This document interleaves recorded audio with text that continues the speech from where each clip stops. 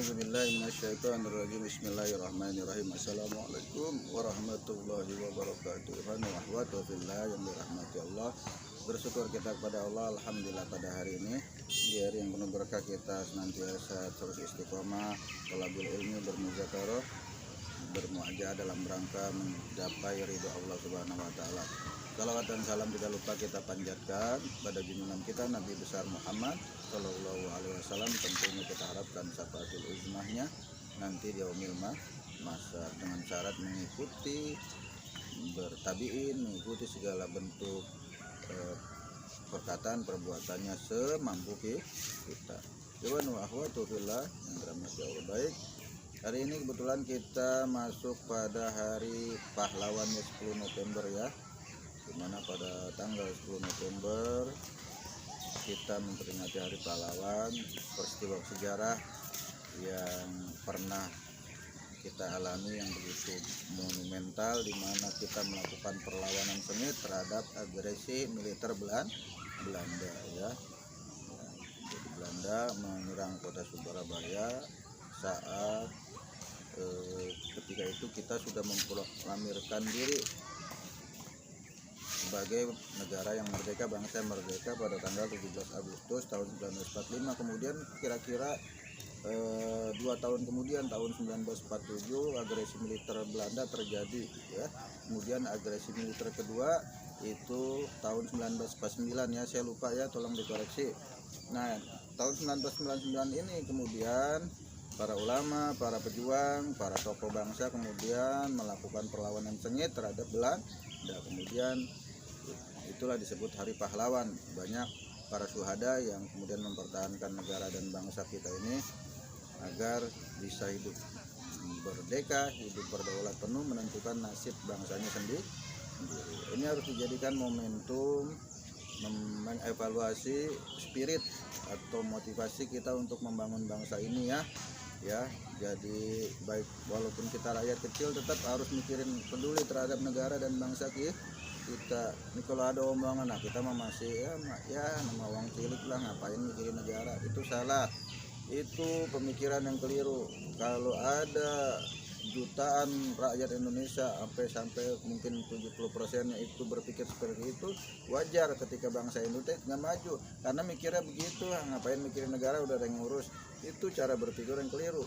Negeri ini milik rame-rame, kita jamaah ya, disebut republik tuh rame-rame. Jadi rakyat harus partisipasi, harus menyumbangkan ide dan gagasannya, menyumbangkan ide gagasan yang merupakan masuk kategori kontribusi yang positif dalam hal pemikiran, tenaga ataupun materi buat bangsa dan negara. Jadi nggak boleh mikir cuek-cuek aja ya. Walaupun memang sekarang ini kadang-kadang suara rakyat nggak didengar ya. Kenapa? Karena wakil rakyatnya juga naik ke atas itu dimodalin sama cukong-cukong, sama orang-orang berduit ya. Akhirnya diatur ketika duduk, yang dibela yang ngasih modal, karena kalau nggak dikasih modal dia nggak bakal jadi anggota DPR. Ini disebut politik transaksional. Selama masih ada politik transaksional, maka momentum hari pahlawan kita bisa melawan penjajah, baik dari penjajahan fisik maupun penjajahan pemikiran, itu tidak akan pernah terwujud ya.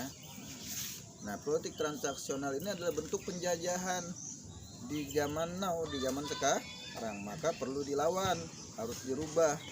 Kalau bisa, kalau mau nyalek itu nanti yang modalin negara, jangan cukong-cukong ya, jangan pengusaha-pengusaha yang cuma nyari keuntungan sendiri, nggak mikirin rakyat banyak, akhirnya banyak kerugian rakyat ya. Jelas di situ. Kalau dulu kita berjuang mati-matian dengan fisik, dengan senjata melawan penjajah Belanda, sekarang kita melawan dengan pemikiran. Setiap ada pemikiran yang berwatak penjajah itu harus kita lawan. Musuhnya adalah bangsa kita sendiri ya.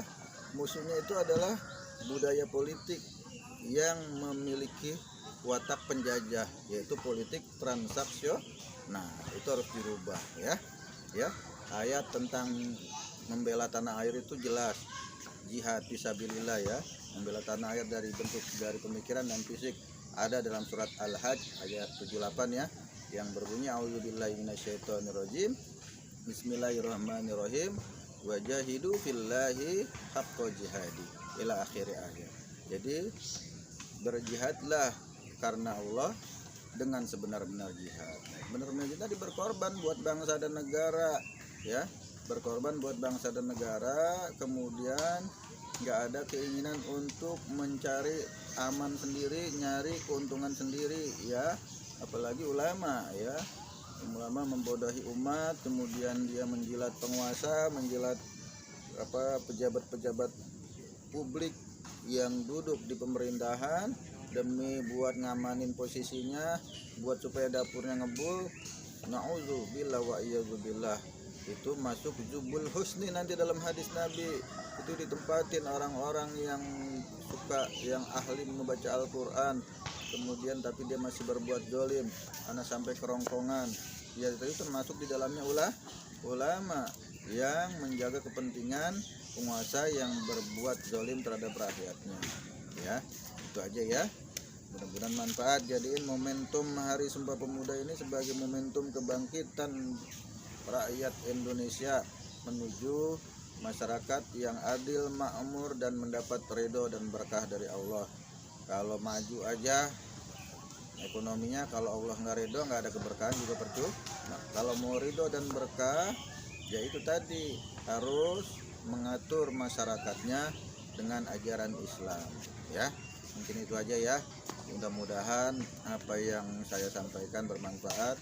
Mohon maaf bukan dalam rangka menggurui, menasihati. Saya juga masih belum benar, masih banyak salahnya, butuh koreksi, butuh kritik dari semua kalangan, dari semua pihak. Yuk kita bareng-bareng bangun bangsa ini dengan tulus dan ikhlas, sehingga nanti bisa dirasakan oleh seluruh rakyat Indonesia, ya. Syukur-syukur bisa nolongin negara lain, ya. Kita bisa nolongin Palestina, bukan cuma bentuk logistik, tapi secara militer kita juga berani untuk mencegah kezoliman militer Israel. Allahu Akbar. Ya itu aja yang bisa saya sampaikan, mudah-mudahan manfaat. Subhanaka Allahumma wa bihamdika asyhadu an la ilaha illa anta astaghfiruka wa atubu ilaik. Assalamualaikum warahmatullahi wabarakatuh.